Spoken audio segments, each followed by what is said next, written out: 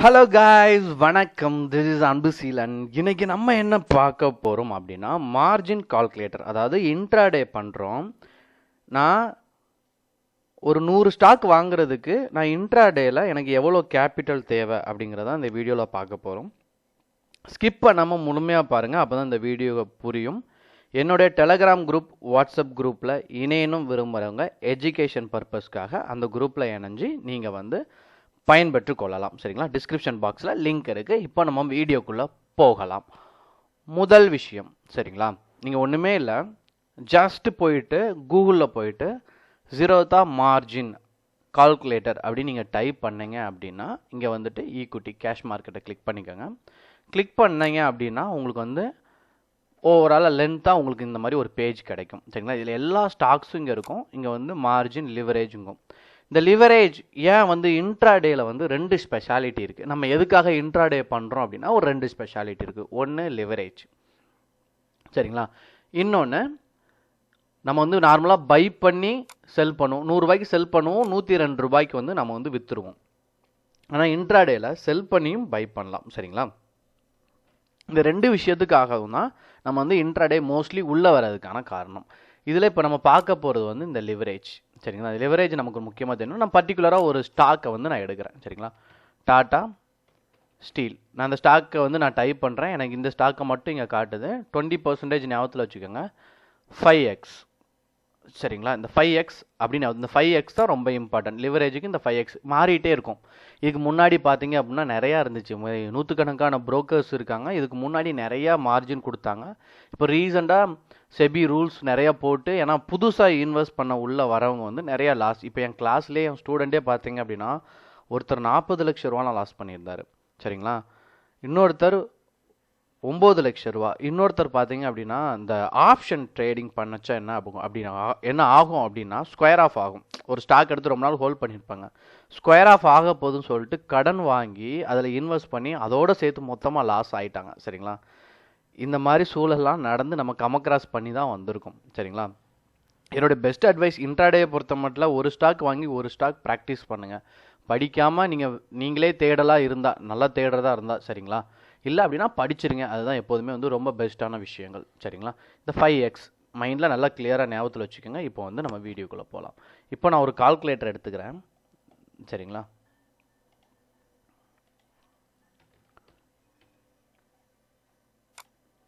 இப்போ என் கையில் ஒரு 20,000 ரூபாய் இருக்குது அப்படின்னு ஞாபகத்தில் வச்சுப்போம். ஸோ 20,000 ரூபாய் நான் டைப் பண்ணிட்டேன். சரிங்களா?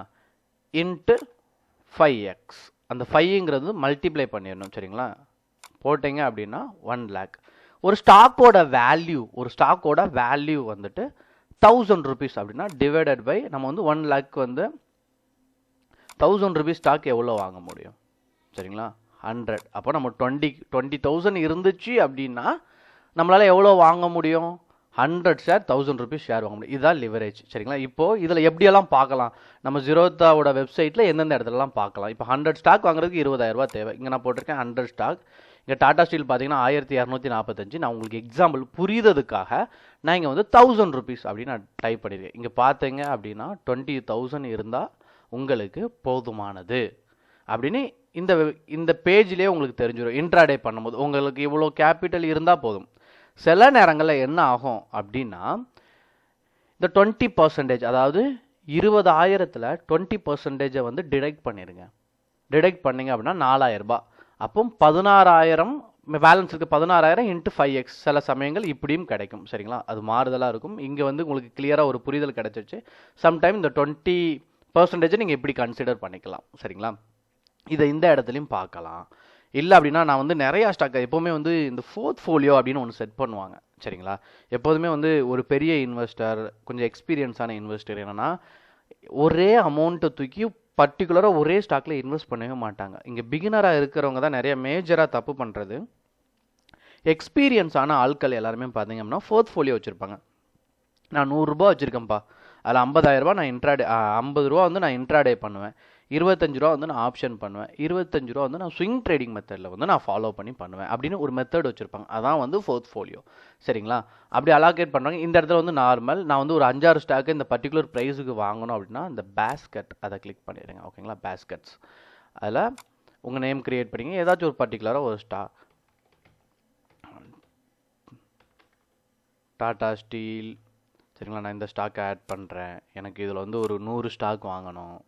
சரிங்களா? நான் வந்து ஆட் பண்ணிக்கிறேன். சரிங்களா?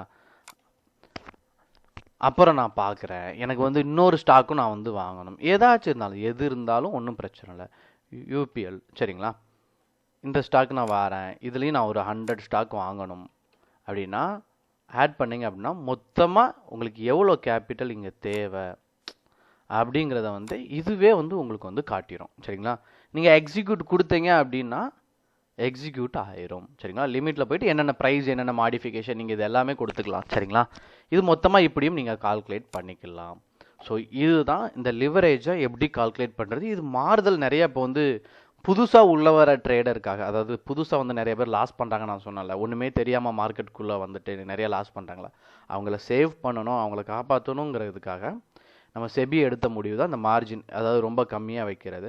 பெரிய பெரிய இன்வெஸ்டருக்கு பிரச்சனை இல்லை, ஏன்னா அவங்க நிறைய கேபிட்டல் வச்சுருப்பாங்க, அவங்கள இது எந்த விதத்துலையும் பாதிக்காது.